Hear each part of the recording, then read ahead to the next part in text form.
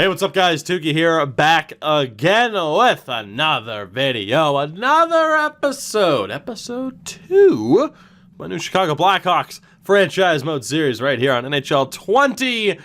And today, Milbury mode gets underway. Now, I left it a little bit open-ended as far as the set rules for this series. I wanted to get your opinions on how we should handle things, not only with the Chicago series, but with the new LA series as well.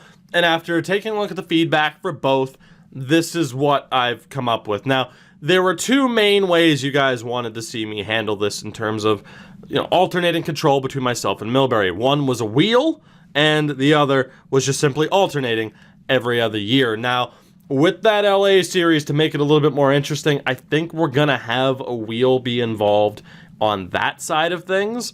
So what we're going to be doing with this series is alternating every other year between myself having control of the team and Mike Milbury, the full AI GM, having control of the team. As far as when we're going to switch, it is going to be the second the playoffs end, because that is the official end of the season. And in that way, from there, the other GM has a chance to go through an entire off season and an entire season to have their spin on the team to see what happens and where we end up. So that is the game plan. We're alternating every other year, and we'll be doing the switch after the Stanley Cup is awarded. Now, in terms of what I'm allowed to do, in terms of how quickly I can try to correct AI mistakes and how quickly I'm allowed to flip assets that the AI brought in, there was one comment that I really like, and I think it is a good way to handle it. I think I should have to keep any player the AI brings in for at least one season, at least, before we're allowed to get rid of them. So, say, for example, we get to the end of the season. Again, this roster is going to stay the same. It's counting as my year. The first draft is going to be a Milbury draft, and we will get to that in today's episode, I hope, unless we make the playoffs. But this team, mine, good to go. At the draft, if Milbury trades Jonathan Toews for Braden Shen, I don't know why I picked Braden Shen, I picked another random center, then obviously, he would have spent an entire season there. But if Milbury gets a dude at the deadline, then, I'm probably stuck with him. It would make, I guess, a little bit more sense in a way to have it be around free agency and just say, okay, I'm stuck with that guy anyway. Regardless, anybody that the AI GM brings in will be here for at least a year. I'm not allowed to immediately flip players. They had to have been here for a bit, and that is going to be the game plan on that. So pretty much it's going to be having to deal with the garbage that the AI shovels into my mouth and not being allowed to immediately dig myself out of it by abusing the trade finder and every other aspect of it. We'll talk more about it, of course, as we get down to it. For now, though, the focus of this episode is our initial season. This is, of course, how the team is going to line up. Now, again, when it comes to player ratings, I get if some people don't stay up to date with the roster and in doc, they're going to be like, what the hell? Dominic Kubalik's amazing this year. Again, keep in mind, I factor overall ratings off of the past 3 seasons. I also factor in if a player split time between the NHL and the AHL. And if they did split time between the two leagues, the AHL rating is going to drag down the NHL rating to find a bit of an average and a bit of a balance. That way we don't overrate players off of one season. If Dominic Kubalik was to be based off of just this season alone, yeah, he'd be like an 83 or an 84. It's not even a full season that he's spent with the Blackhawks at this point. It's why Dylan Strome's only an 83. He's been really good since getting to Chicago, but we're still factoring in a little bit of his time with the Arizona Coyotes. And yes, Jonathan Toews, an amazing player. The numbers haven't quite been what they used to be, right? That's fair. That's fair. I mean, the 81-point season is good, but then again, you factor in the 52, that kind of bounces down a little bit, and then you look at his real-life numbers. Again, method to my madness. You don't have to agree with the method. Sometimes I don't agree with it because it's based off of, what EA defines as what a certain player is. Check the editing doc, though. It's all good, though. I get that some people are going to say, like, oh, what the hell? how is Duncan Keith only an 84? It's like, it is what it is, man. It is what it is. Regardless, I do like at least that we have a +5 from Mata and Seabrook for whatever that's worth. Hopefully that helps out. Goaltending-wise, obviously we have Corey Crawford. No Robin Lehner anymore, which really, really sucks. So I'm very intrigued to see what the AI happens to do once we get to that point in time when we need a goalie. It's like, I'm going to lose control of this team. Are we going to be bringing back Corey Crawford? Who the hell is our goalie going to be next year is really the question. It's going to be tough. It's going to be tough because, again, in the system, there isn't anybody. There really isn't. There really isn't. It's so bad. And even unsigned defensemen at this point. We do have Ian Mitchell. The defense situation's a little bit better, of course. Forward-wise, we do have, some decent talent here. The problem is, how many of these guys are going to be sticking around? I don't know the answer to that because we don't know what the hell Milbury is going to do. And it's a very, very big problem. And, of course, Alex Nylander is going to be down in the AHL. He's listed as a depth forward. I'm going to choose to play him there. But Boqvist, Badan, Chris, it's going to be okay. But the question is, how many of these prospects are going to be sticking around? If they get traded, at any point in the upcoming season, how negatively is that going to affect us? It's a bit tough. Now, the good thing is because I have control of this season, I was able to optimize our coaching staff and get us the best staff possible. I was able to optimize our scouts and get rid of the F and D rated scouts that it assigns you by default. Able to get rid of them, bring in at least some C rated guys. So we are off to a pretty good start. Losing only Mata doesn't help. In terms of the coaching staff and in terms of the scouting staff, which in theory should help Mike not completely botch it, I'm not holding my breath when it comes to the AI not screwing it up. Nick Seeler, you did okay. Good job, buddy. Good job. Let's get only Mata back in there, though. So, like I said, definitely wanted to use your feedback as far as how we want to set this up. But I do like the idea of, again, a full calendar year, essentially, of Milbury control and then myself having control. Now, like I said, I was hoping to get to the draft today.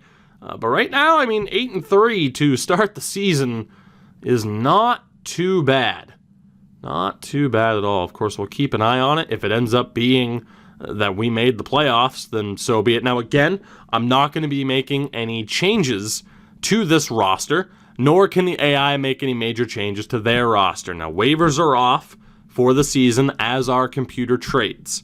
So there will not be, many major moves made. The AI can sign some free agents, but there's nobody above a 75. So it's not a major deal. Let's just call up Tompkins so that I don't have to edit the AHL as well.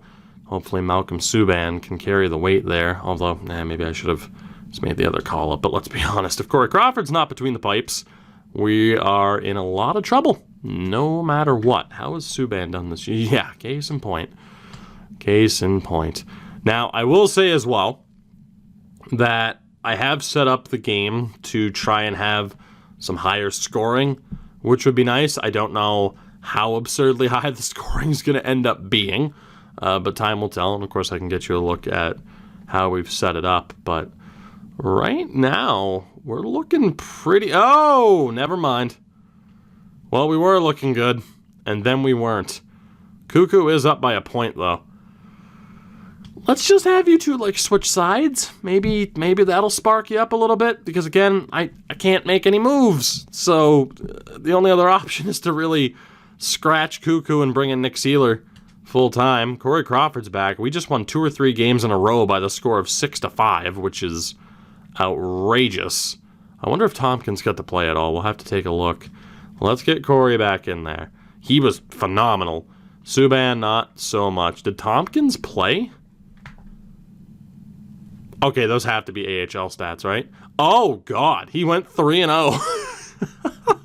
He had 4 goals a game, but he went 3-0. Why was he in over Subban? Jesus. That makes no sense at all, but I'll take it. 11-3 over Dallas. Good Lord. Maybe the scoring's a little bit too high. Tough to say. Tough to say. 19-6-1 as of December 1st. Let's go to January 1st before we take a look at the stats up to this point. Update. Did I make a promise? When did I make a promise? Given the circumstance of Kirby being injured, I get that you can't fulfill your promise anymore. Okay. I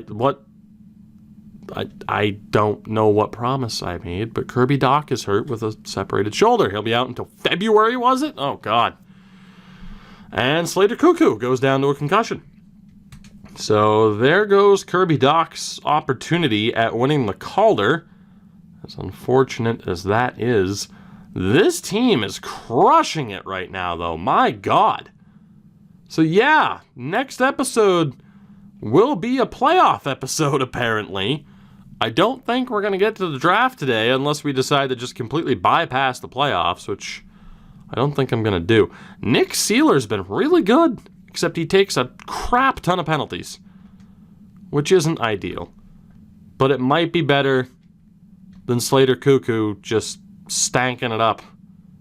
Might be better. 6-5 overtime and a 6-5 shootout loss. That's brutal. And 2-1 against Winnipeg, so inconsistent scoring, but I kind of like it.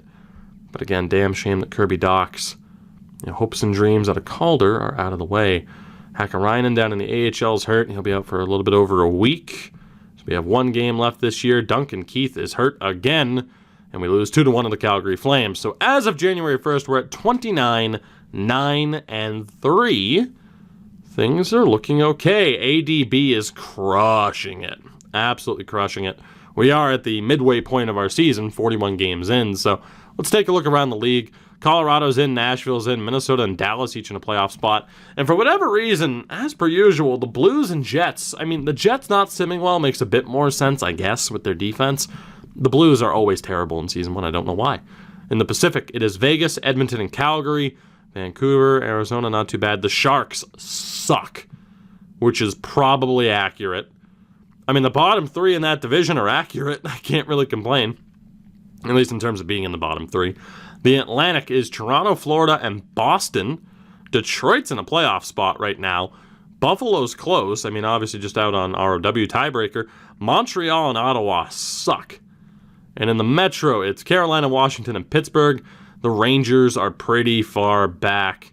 The Devils are awful, and the Blue Jackets are awful. So it really is the have and the have-nots right now through 41 games or so for the majority of the teams.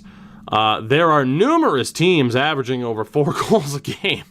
Carolina is averaging almost 5, which is crazy. The minimum is 3, a 3.03 for both Philadelphia and Winnipeg, so maybe the scoring is a bit too high. I don't know. And yeah, wow. Columbus and New Jersey, but especially Columbus. Dallas shouldn't be that bad with Bishop and Khudobin. That's shocking. Carolina has the league's best goaltending. We're in second, which is insanity. Power play, the Islanders don't have a power play. Washington's in first. And the penalty kill, an 85 for Montreal, a 72 for Florida at the bottom there. Going to be very interesting to look at league scoring. Let's take a look at what we have, as we'll take a look at our scoring here first and foremost. So obviously we start off with the Brinket, who's doing very well. Kane, 57 points, 53 for Taves, so you might think the rating's low. He can still put up points. Dominic Kubalik, over a point a game, as is Dylan Strome. So 5 of our top 6 absolutely carrying the weight right now. Saad's been okay. Odds are I was looking at putting Dach into the top 6 anyway, but I'm like, I'll leave him as a third-line center to start the season. If he wasn't hurt, he'd be in the top 6 over Saad. Third line would be Saad, Shaw, and Kajula, who, in terms of third-liners for these two in particular, it's like, okay, I want about 30 points for the season. They're doing very, very well. And again, for fourth-liners, 20 points would be good. Smith's on 14, Carpenter on 13, David Kampf on 10, and John Quenneville's been able to play a bit. He has 7 points in 14 games. It's pretty damn good. For our defense, it's only Mata leading the way. Keith's been all right. Murphy's been pretty good. And then obviously from there, not much in terms of point production. Slater Cuckoo has 1 point. 1. As Corey Crawford is a 9.14. Malcolm Subban up to a 9.12. It's not too bad, but just a 5-5 record through 11 appearances. Around the league, what do we have? We have DeBrincat leading the way. McKinnon's up there. Crosby, Rantanen, McDavid, Ovechkin, Barkov, Kane, and Marchand. Malkin's also up there. Pasta. A lot of players over 50 and over a point per game. No real surprising names either. Draisaitl's a bit lower than you would expect. I gotta be honest, no real surprising names. Like, oh, how the hell is this guy up here? Like, it's not surprising that DeBrincat's up there with our power play being pretty good. Goal scoring wise, Tarasenko, the only one to break 30. Okay, so see, there you go. Like, Hornqvist, that's a bit surprising. He's the first real surprising name. In terms of assists, no real surprising names up there either. That makes sense. Although I do have to wonder, who's the worst player in terms of plus-minus? The best, it's Theodore and Hamilton.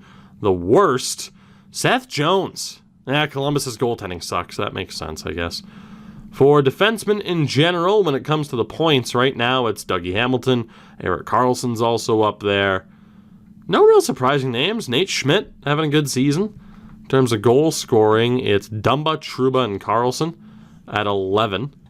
And when it comes to the goaltenders, the winningest right now, Holtby and Grubauer. Go figure. Crawford and Koskinen, the only 4 to have hit the 20-win mark thus far. Save percentages, Grubauer to 919. That's the highest amongst starters. So save percentage is probably a little bit low. I think I'd prefer them to be a little bit lower, though, and just to have that little bit extra on scoring. But still not bad. Because if I were to make the change down the medium, we'd see so many goalies with over a 920. And I've said that a lot this year. I do think that the sim scoring slider, that adjustment, it needs to be made. Like, there needs to be an adjustment where we're on medium. You see a couple of goalies hanging around a 930. You got a handful that are over a 920 and the rest are lower. As opposed to if it's on medium, I feel like you have nearly double digits every time that are over a 920, at least close to it. So it's a little bit odd. Shutout leader right now is Freddie Anderson with 4. So shutouts just aren't a thing right now. The rookie race, it is Kubalik. All right, 45 points. Martin Necas is up there. Carl Grundstrom as well. Zadina, Kel Makar struggling a little bit. Capo Caco's there, and Jack Hughes is nowhere to be found. So we'll keep an eye on that situation as we move on. But for now, I think, we can just keep simming. Keep seeing what happens. Again, deadline day is not going to be a thing.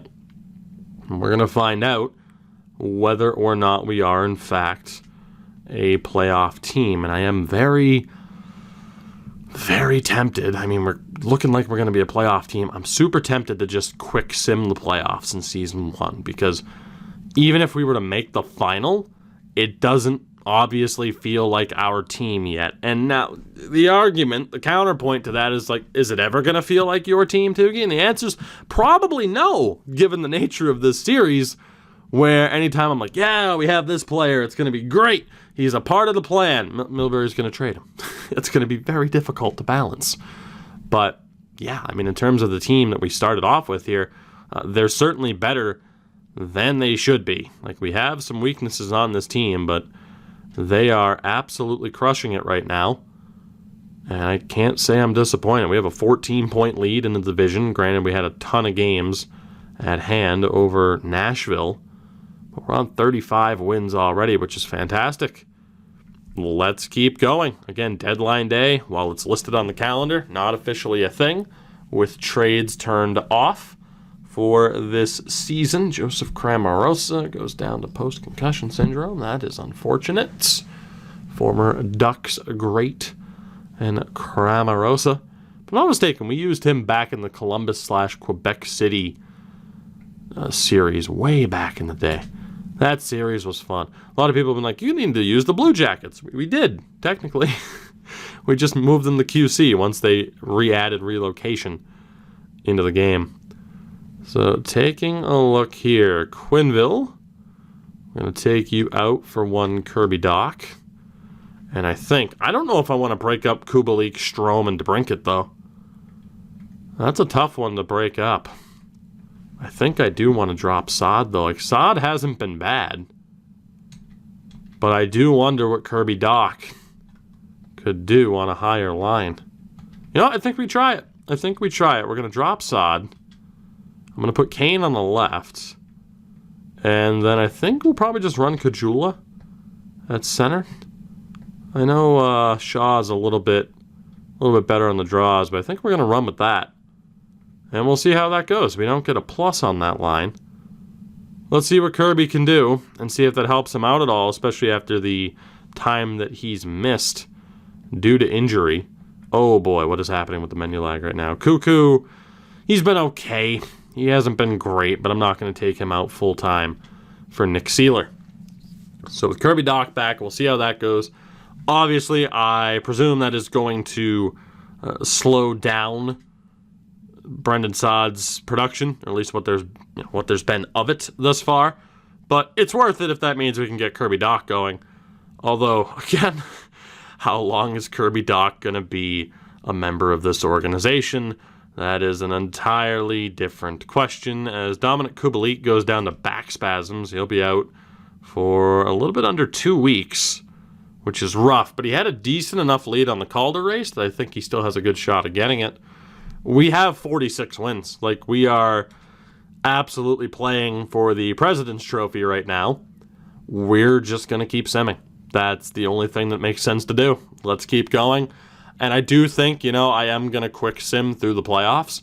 It's interesting to see how Season 1 plays out. But like I said, this isn't exactly our team. We haven't been able to put our own spin on this team.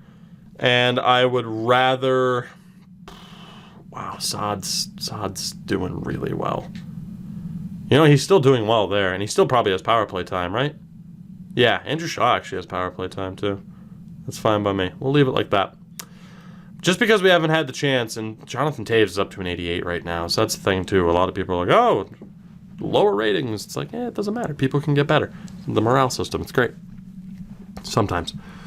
It's not really our team yet. Oh, God, Kubalik cannot stay healthy. He's only out for a couple of days.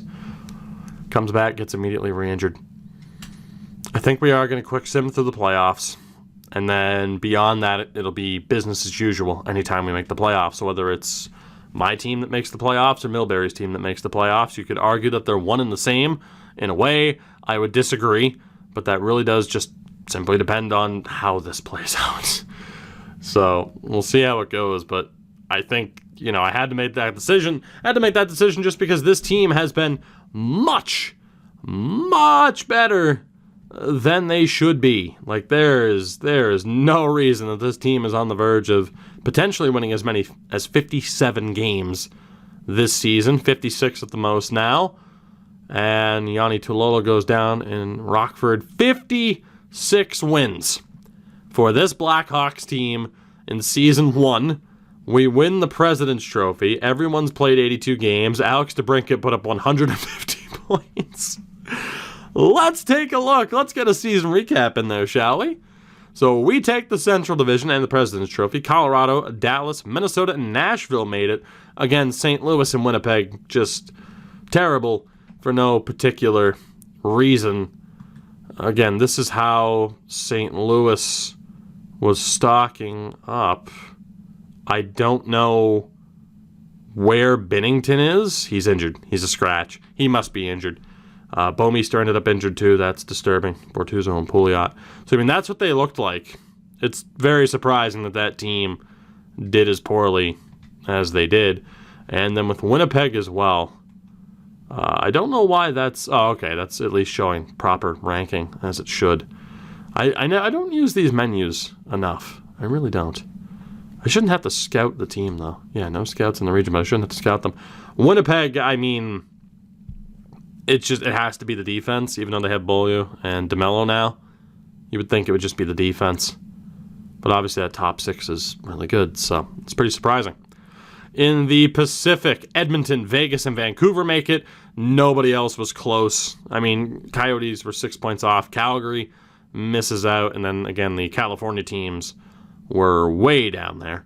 In the Atlantic, it's Boston, Florida, Tampa, Buffalo, and the Maple Leafs just sneaking in. So good on Buffalo for making the playoffs. Montreal, though, misses out. They were running Suzuki, Kotkaniemi. Joe Blandisi was in that lineup. The Detroit Red Wings, of course, missed out, which is not surprising at all, given that lineup. Not surprising at all. They did play Philip Zadina, though, on the second line, which is pretty good. And then Ottawa, of course, missed out as well. They were playing Drake Batherson. Not too bad. Not too bad, but yeah, obviously that team just, you wouldn't expect it. Eric Brandstrom is also playing in the NHL this year. In the Metro, Washington, Carolina, and Pittsburgh make it. The Islanders missed out. The Flyers and Rangers, much worse than I would have expected. And then again, the Blue Jackets and the Devils just sucked. They absolutely sucked. It's the only way to put it. Okay, good. I can change this way. But obviously, the goaltending is such a major issue. Then you look at Columbus. I mean, the goaltending has improved from the beginning of the season when Korpisalo and Merzlikins had even lower ratings, but Werenski was ultimately hurt. That didn't help. And then the Rangers, tough call. I think they were playing Elias Anderson on defense because of an injury. Bold strategy. And then Philly, of course, no reason to be that bad. They were playing Farabee at the NHL level. Morgan Frost is a healthy scratch. I don't exactly recommend that. So, 121 points. We were one of 5 teams to win 50 games. Bottom of the standings, New Jersey, Columbus, San Jose, New York, and the Anaheim Ducks. In terms of goal scoring, LA lowest at 306. Pittsburgh at a 448, the highest in the league. Goals against per game, New Jersey averaged over 4.5 goals against per game. Washington was at a 313. Power play percentages, the Islanders sucked on the power play. Washington at 29.3%. And penalty kill-wise, they had the best special teams in general, did the Caps. The Sharks could not kill penalties. They simply couldn't do it. Point total-wise, Alex DeBrincat killed it, of course. My God. As did Patrick Kane. 2 40-goal scores. Taves was phenomenal. Dylan Strome was phenomenal. Kubalik definitely just won the Calder. Still over a point a game despite missing 8 games this year. Not 8 games. That's bad math. That'd be 7 games. Brendan Saad had 63 points, which is tremendous. 30 goals for him. 54 points for Andrew Shaw. I have lost my connection to the servers. That's unfortunate. Kirby Dach, 41 points. Kajula did very well. 23 goals without power play time on the third line. That's insane. Zach Smith was great. Carpenter was great. David Kampf was fine. Quinville ended up playing 37 games as our healthy scratch, which is nuts. Defensively, oh my God. Ole Mata put up 82 points as a defenseman. 18 points on the power. Jesus. Holy Mata. You got a reason to have that smirk on your face. I mean, Keith was fine. Murphy had a respectable season. Even Seabrook. And then just out of nowhere, Ole Mata over a point per game as a defenseman. What the hell? He's an 82 with 85 offensive awareness. That doesn't make any sense. Goaltending-wise, 907 for Crawford and 910 for Malcolm Subban. Let's take a look around the league. This could end up being pretty crazy. Yeah, it's pretty crazy. Evgeny Malkin, 127 points, 55 goals. Marchand was up there. You look at the names that are up there, though. It's not surprising to see the names that are up here over 100 points. Maybe the amount of players who are over 100 points, but no real surprising names. Goal scoring wise, McDavid hit 65. Eichel, McKinnon, Ovechkin, Malkin, and Marchand all hit 50. 46 goals for Patrick Hornqvist. I don't know who he was playing with, but they did a great job of carrying him. Nikita Gusev put up 44 for the Devils. Gallagher broke 40 as well. Parise. Amongst defensemen, Mata and Carlson. Ole Mata probably just won the Norris. Jesus. Other than that, no real surprising names in terms of point totals. Goal scoring king, Trouba and Giordano. 19 each. Pionk was up there as well. And for the goaltenders, the winningest was Braden Holtby. Tuukka Rask was up there as well. Corey Crawford, of course. Our shutout leader, Freddie Anderson with 5. Varlamov, Crawford, Dubnyk up there as well. save percentage leader, I mean, Reimer and Samsonov did pretty well. But yeah, save percentages were way down with these settings. I wanted scoring to be up. So really close to a 9-10, and you were doing pretty good. Grubauer probably just won the Vezina. Maybe it might give it to Bishop or Holtby, though, based off of games played. And the list for the Calder, it's probably going to be Kubalik because of the fewer amount of games, unless it gives it to Natchez for the goals. But yeah, 2-horse race. Grundstrom, Capocacco, Makar. Disappointed a bit. Jack Hughes was up there. He tied Sam Steele in terms of points. So that brings the regular season to a close. We know we're going to the playoffs, but I think we're just going to calendar sim it. Because again, there's no real connection to this team right now. All we're doing is setting the stage with the modern-day Hawks, although they are a little bit better than expected. All we're doing is setting the stage for Mike Milbury to take over. So we play the Nashville Predators in the first round. Edmonton plays Minnesota, Vegas, and Vancouver. I didn't get to see the other matchup as well. It was Colorado and Dallas. In the playoffs in the East, it's Boston, Toronto, Florida, and Tampa, Washington, Buffalo, Carolina, and Pittsburgh. Let's see how it plays out. We'll sim the first 3 games here against Nashville. 4-2 victory in Game 1, 4-3 loss in Game 2. Brent Seabrook goes down to injury as we beat them 4-2 in Game 3. So we can't lose in the first 5 games. Let's sim ahead. Nilsson's down to injury in Rockford. We win that game as well. Keep going. Best lines down in the AHL. And a 10-4 victory in Game 5 seals the deal. We make it past Nashville in round 1 fairly easily as well. Vegas is moving on after sweeping Vancouver. You have Minnesota up on Edmonton, and Colorado and Dallas are tied. Toronto beats Boston. Buffalo beats Washington. So a couple of Atlantic teams already moving on. We'll sim a couple of days ahead here, and the round is over. So round 2, it is going to be Carolina and Buffalo, Tampa and Toronto.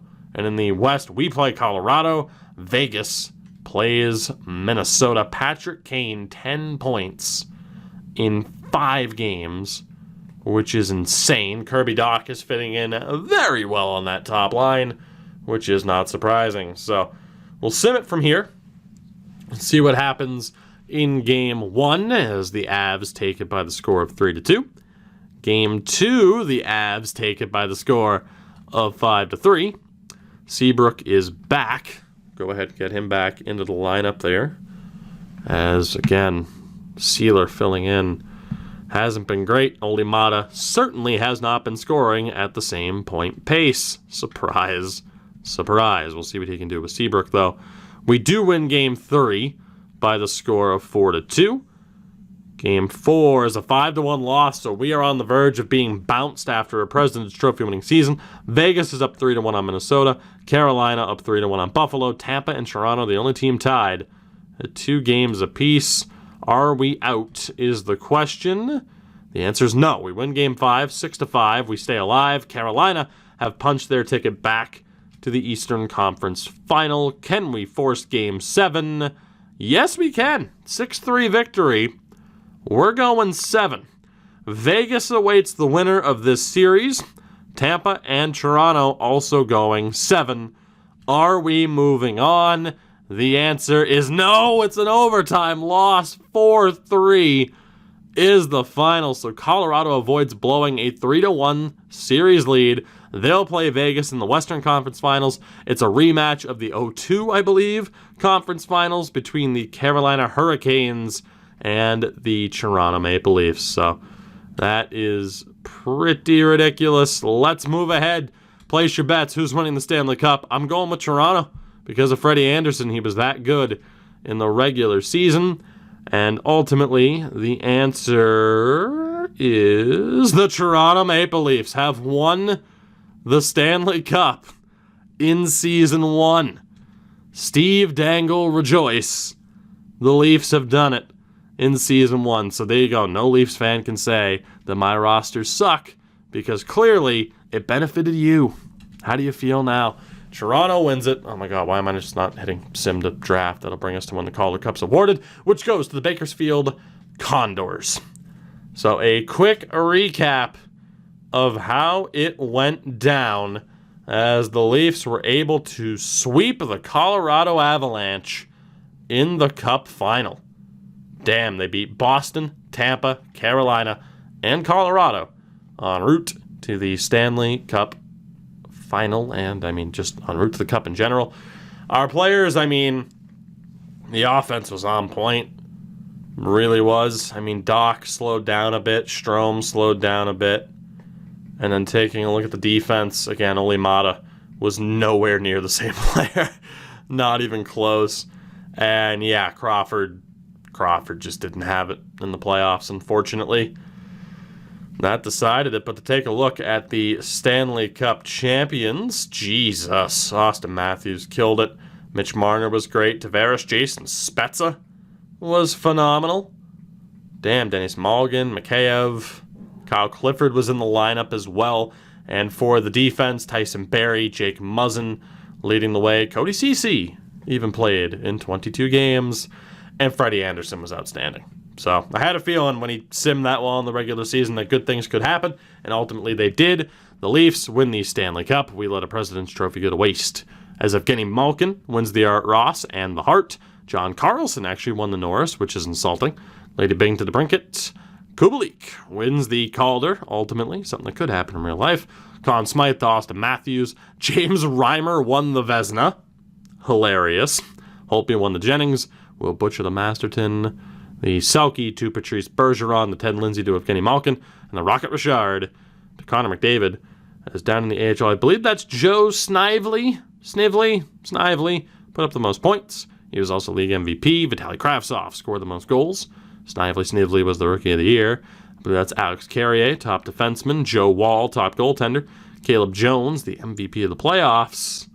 Not a bad season there for the Bakersfield Condors. So season 1 has come to a close, which means my time in charge of this team has come to a close for 1 calendar year. So here's what we're going to do. Now, again, to get the scoring up, we turned off icings, turned off offsides, bumped up penalties, and had the scoring on high. So here's what we do. Head coach edit lines, yes. The injury warning doesn't matter. Minor league head coach, that is also turned on to a yes.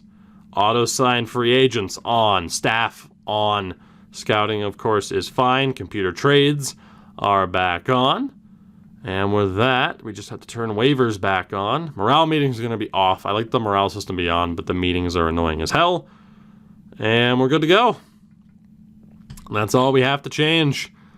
Mike Milbury is now in full control of the Chicago Blackhawks for 1 year. For 1 year, we are no longer in control. And what's scary, Dylan Strome's contract is up. Dominic Kubalik's contract is up. Really good development for both of those two. Kajula was really good for us. What's going to happen with our goaltending? Corey Crawford's deal is up.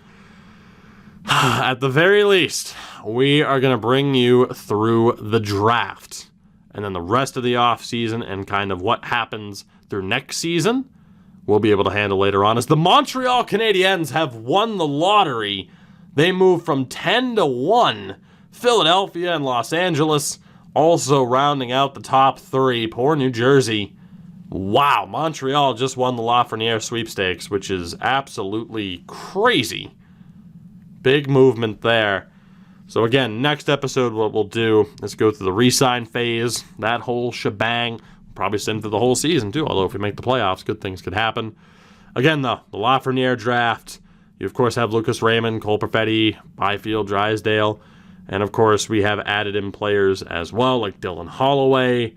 Obviously, you have guys like Jorgensen and Wyman that are computer-generated still. But Rodion Amarov is there. Ty Smolanich is there. Of course, we added in Askarov and Jake Sanderson. It's going to be interesting. Shakir Mukhamadullin, of course. So we'll see how this draft plays out. But I am no longer in control. We have to accept every trade, every waiver claim. The AI sets up the block themselves. It's going to be something. As Patrick Marleau retires, again, the one thing I'd really love to see them add is the Hall of Fame. MLB has it. Madden has it. Whenever a player retires, it really should tell you, hey, they're a Hall of Famer now. That's something I desperately want moving forward. It's such a small thing, but would add quite a bit. And obviously, I think Patrick Marleau would be there. Trevor Daley, Jason Garrison, two solid players, but probably not to the same level. As a bunch of coaches call it quits. Erickson and Marleau are now scouts, which is decent. Obviously, I cannot handle the interviews. Not this year. Be able to handle them next year. The trade block is set. There's nothing I can do. We go to the draft. Michael Milbury. What do you have in store here? I cannot imagine. We will sim through the first round. No trades.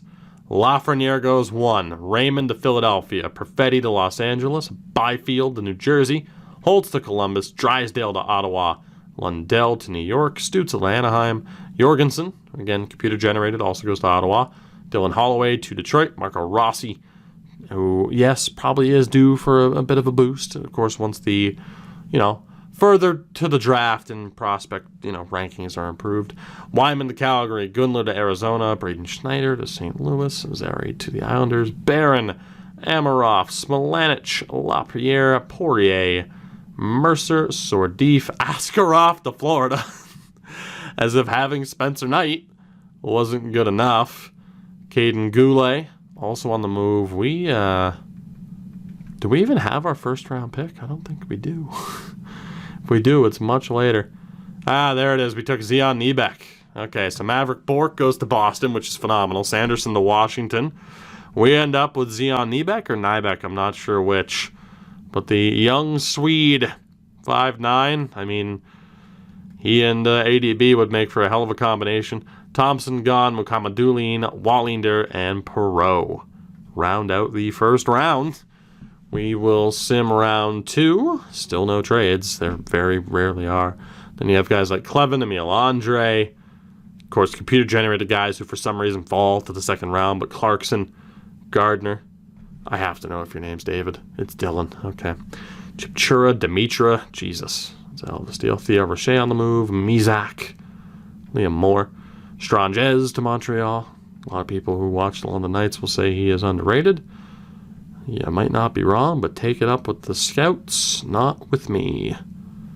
Decent. Dylan Peterson gone. Jean-Luc Foudy. Casper Simon Tyball, and others. So, with that, actually, did we take anybody in the second round? I don't think we did we? We didn't. When is our next pick? Our next pick is 89th. Okay, so we will have a pick in this round. It's going to be towards the end here. We took Francis. I believe it's Ryan Francis. Indeed, we took Ryan Francis.